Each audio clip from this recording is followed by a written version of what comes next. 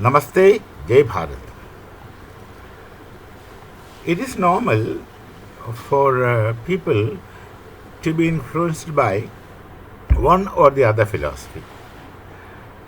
Of course, they always maintain this distinction between philosophy, which is in European context, and darshana in Bharatiya context. So, the darshana, among these 6 ways of knowing in Bharat, that influenced me most is the Mimamsa Darshana. People in English call this the Mimamsa philosophy, and the influence that I have received from, or I have been under Mimamsa of both the aspects of Mimamsa, that is both Purva Mimamsa and also Uttara Mimamsa. Of course, without the Vedas, there can't be a Vedanta. And without Vedas, there can't be Upanishads. Vedanta, Upanishads, they are all practically used as synonyms. So, it's Mimamsa that influences personally me the most. Now, when I grew up little, I've seen the many people celebrating the Frankfurt school and the critical philosophy a lot. Of course, there are things to be celebrated in the Frankfurt school or critical theory, Hawkemir, Adorno, etc. There are things, new things which did not exist before. So it's there. But then you just look at the Mimamsa philosophy and the Frankfurt school, then what I see is that the Frankfurt school is a very primitive, unrefined, underdeveloped critical thinking structure as compared to the almost perfect, full-fledged thought process we find in the Mimamsa philosophy. I don't like to use the word philosophy when you talk about Bharatiya schools, but still, for the want of another word, Mimamsa philosophy. Both Purva and Uttara. We have 2 thinkers, Prabhakara Mishra and Kumarila Bhatta, as the earlier Mimamsakas or the Purva Mimamsakas. And something I have not understood so far is that Prabhakara is a Mishra, his title is Mishra, and he is supposed to be from the Malabar coast. And in Malabar coast, in my limited knowing, there are not Mishras, there are no Mishras.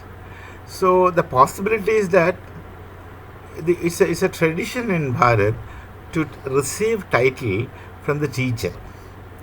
Maybe Prabhakara, one of his teachers, he had got the title Mishra from one of the teachers.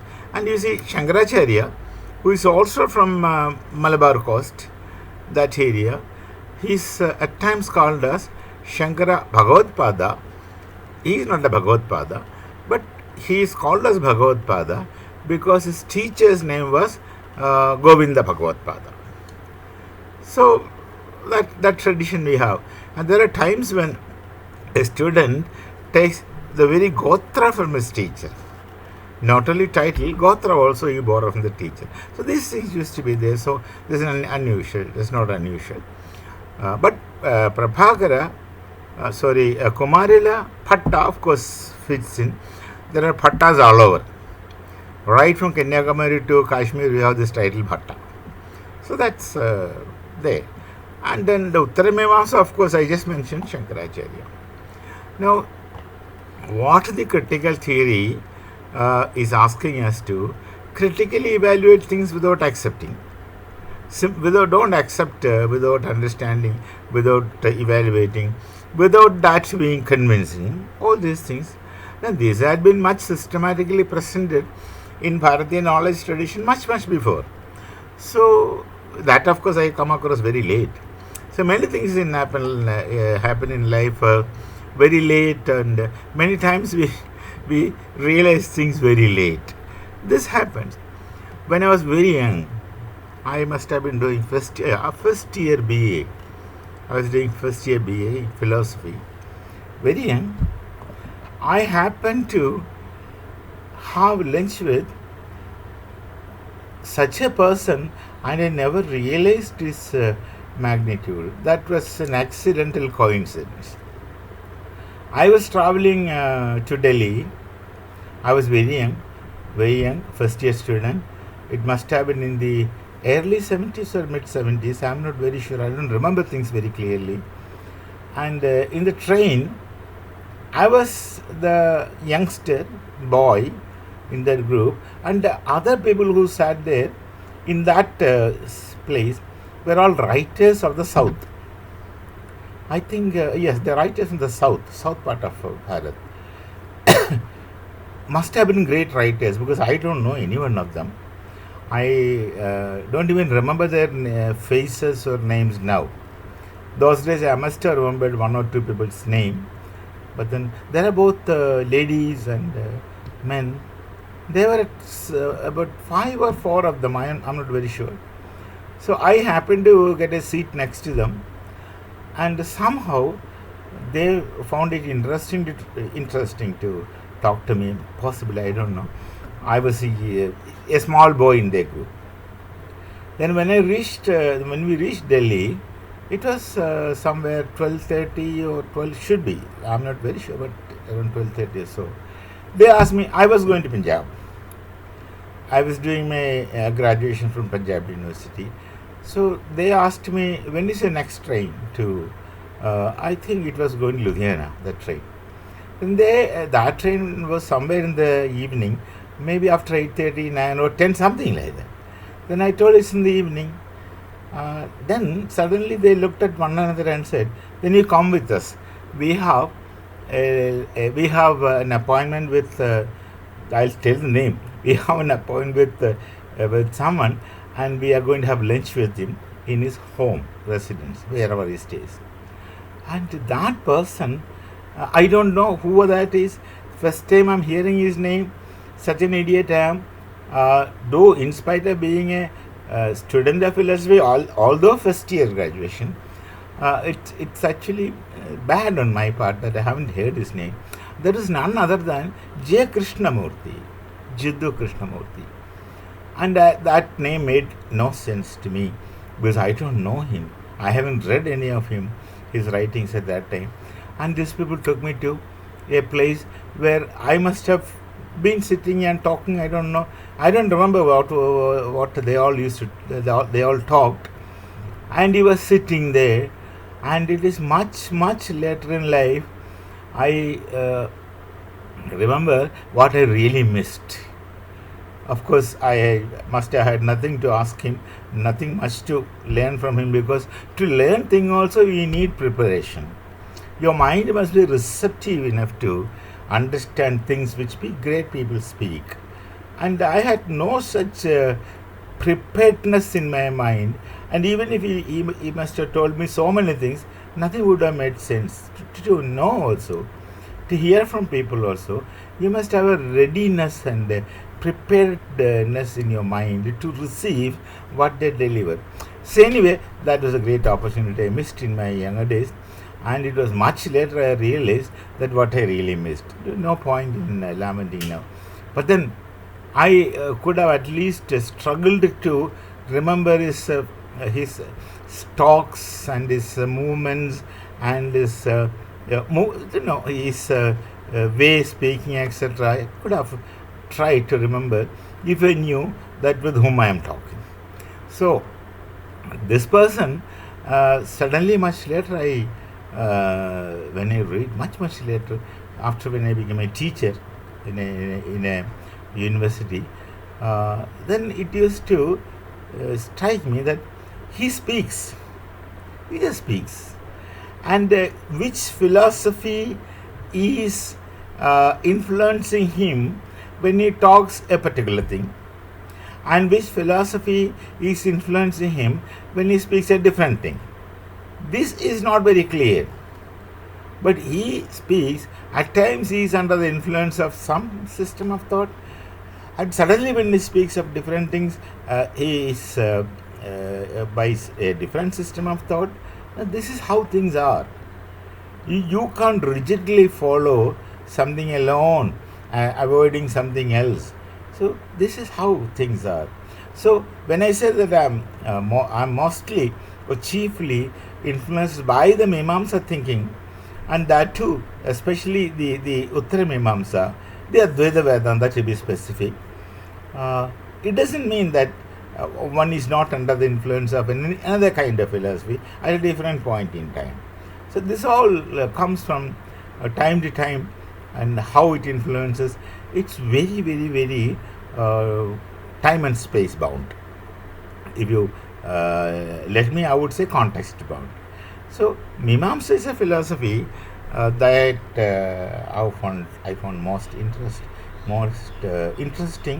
and most influencing. Now I just let's see.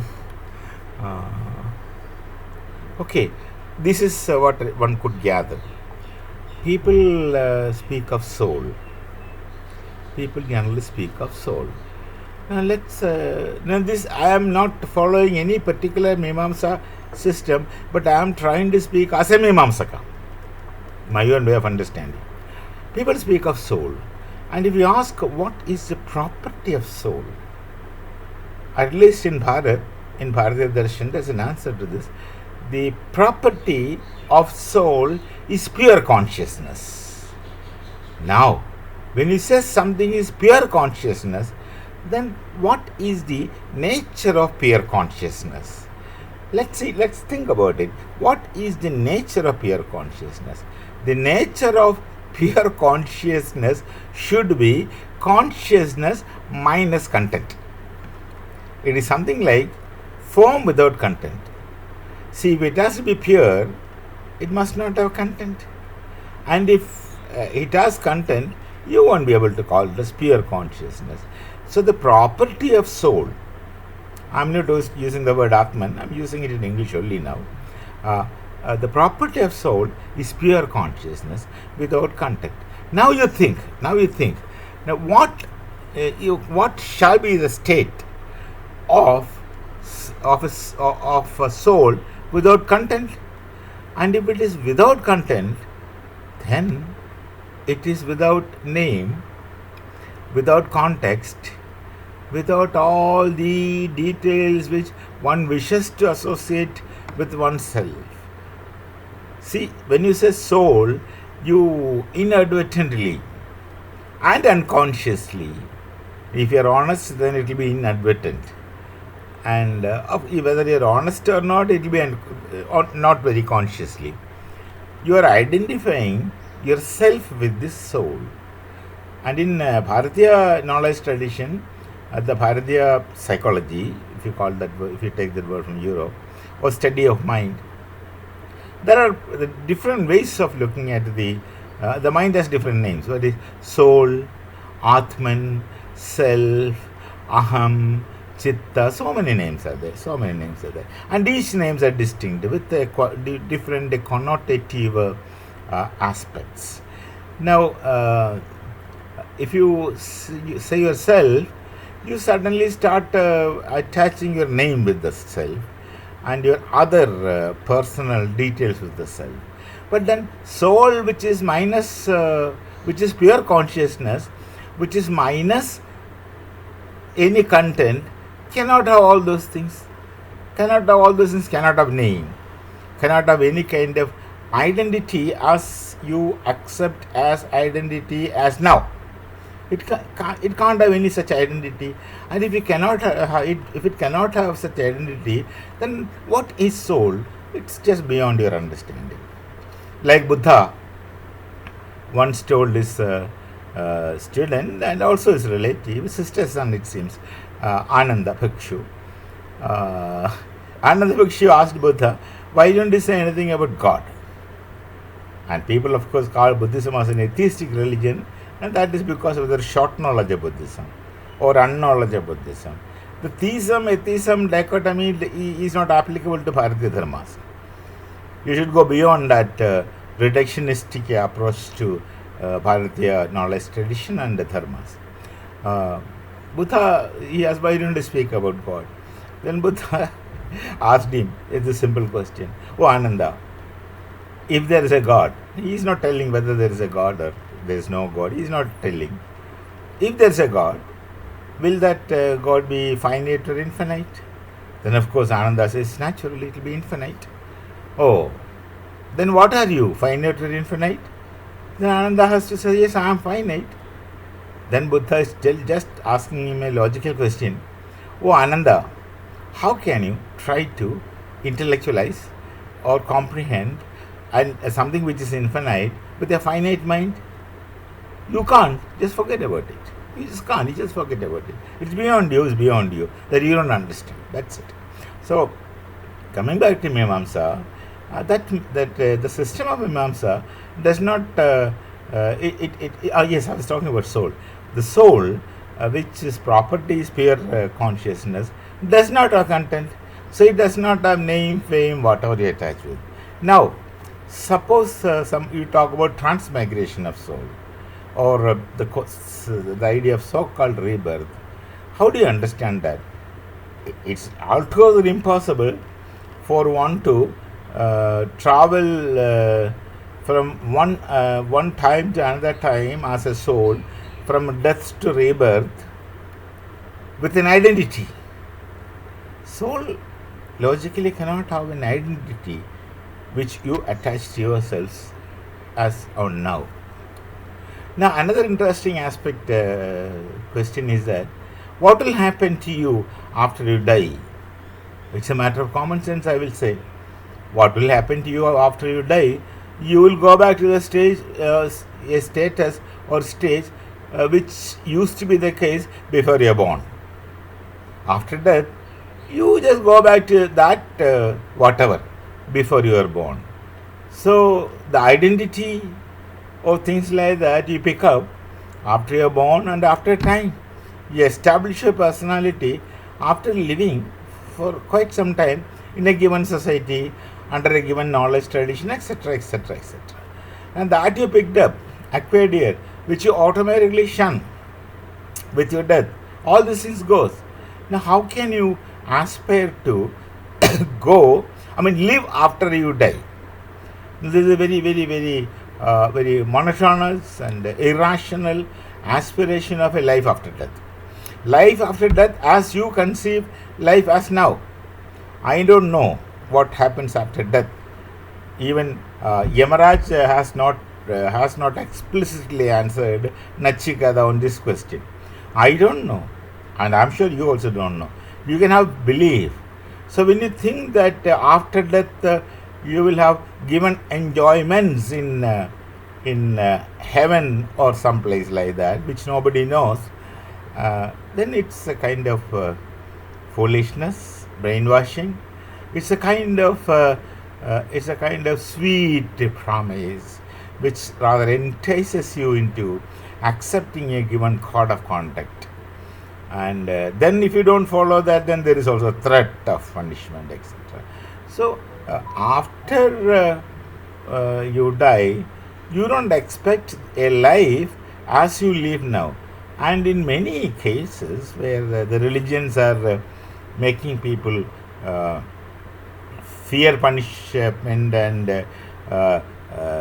get thirsty for the promises, in many cases that people expect that you would continue to live after you die at the same way as you live here. So they would expect that you may be hungry, you would like to have a kind of tasty food after you die as you have tasted here.